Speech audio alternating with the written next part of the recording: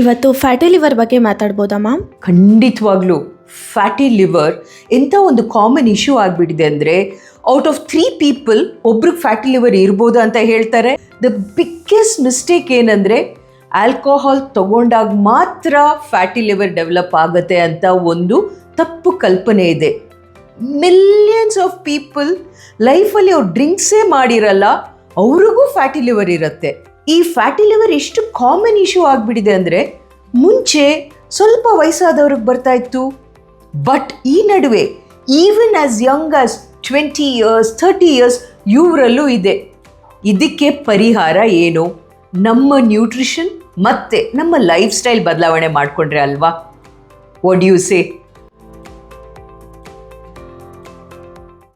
ಇತ್ತೀಚಿನ ದಿನಗಳಲ್ಲಿ ವೆಯ್ಟ್ ಲಾಸ್ಗೆ ಈ ಎಲ್ಲ ಫುಡ್ಸ್, ವೆಯ್ಟ್ ಗೇನ್ಗೆ ಈ ಫುಡ್ಸ್ ಅಂತ ಲಿಸ್ಟ್ಗಳು ಸಾಕಷ್ಟು ವಿಡಿಯೋಸಲ್ಲಿ ಬರ್ತಾ ಇದೆ.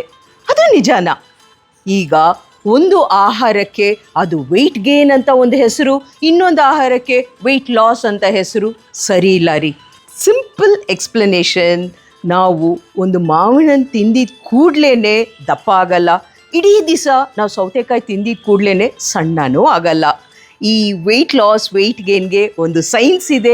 ಆ ಸೈನ್ಸ್ನ ಸಿಂಪಲ್ ಆಗಿ ನಿಮಗೆ ಬ್ರೇಕ್ ಡೌನ್ ಮಾಡಿ ಒಂದು ಇಡೀ ಸೀರೀಸ್ ಅದ್ರ ಬಗ್ಗೆ ಮಾಡೋಣ, ಆಯಿತಾ? ವೆಯ್ಟ್ ಲಾಸ್ ಫ್ರೆಂಡ್ಲಿ ಫುಡ್ಸ್ ಅಂದರೆ ಅದು ನೀವು ಆ ಊಟ ಮಾಡಿದಾಗ for a longer time fuller feel ಆಗಬೇಕು. ಅದು ವಾಟರ್ ಕಂಟೆಂಟ್ ಜಾಸ್ತಿ ಇರಬೇಕು, ಪ್ರೋಟೀನ್ ಅಂಶ ಜಾಸ್ತಿ ಇರುತ್ತೆ, ನಾರಿನಂಶ ಜಾಸ್ತಿ ಇರುತ್ತೆ, ಮತ್ತು ಓವರ್ ಆಲ್ ಕ್ಯಾಲರೀಸು ತುಂಬ ಜಾಸ್ತಿ ಇರಲ್ಲ.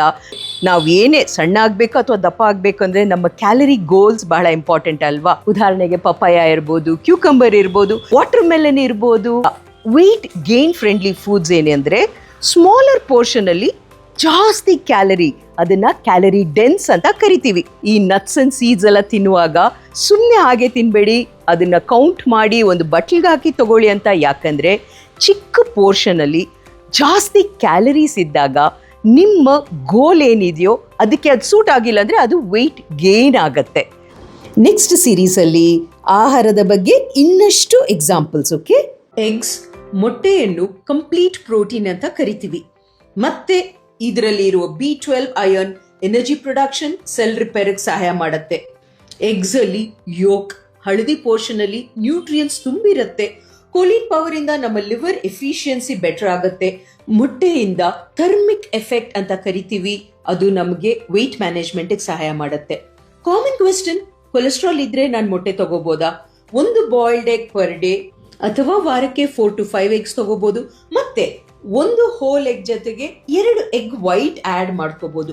ಮುಟ್ಟೆಗೆ ಜಾಸ್ತಿ ಬೆಣ್ಣೆ ಆಯಿಲ್ ಅಂತ ಹಾಕಿ ಕುಕ್ ಮಾಡಕ್ ಹೋಗ್ಬೇಡಿ. ಒಂದು ವೇಳೆ ಆಮ್ಲೆಟ್ ಮಾಡ್ತೀರಾ, ಆದಷ್ಟು ತರಕಾರಿಗಳನ್ನ, ನಾರಿನಂಶ ಆಡ್ ಮಾಡಿ. ಜ್ಞಾಪಕ ಇಡಿ, ಪ್ರೊಸೆಸ್ಡ್ ಫುಡ್ಸ್, ಟ್ರಾನ್ಸ್ ಫ್ಯಾಟ್ಸ್ ಅಲ್ಲಿರೋ ಕೊಲೆಸ್ಟ್ರಾಲ್ ನಮ್ಮ ದೇಹಕ್ಕೆ ಹಾರ್ಮ್ಫುಲ್.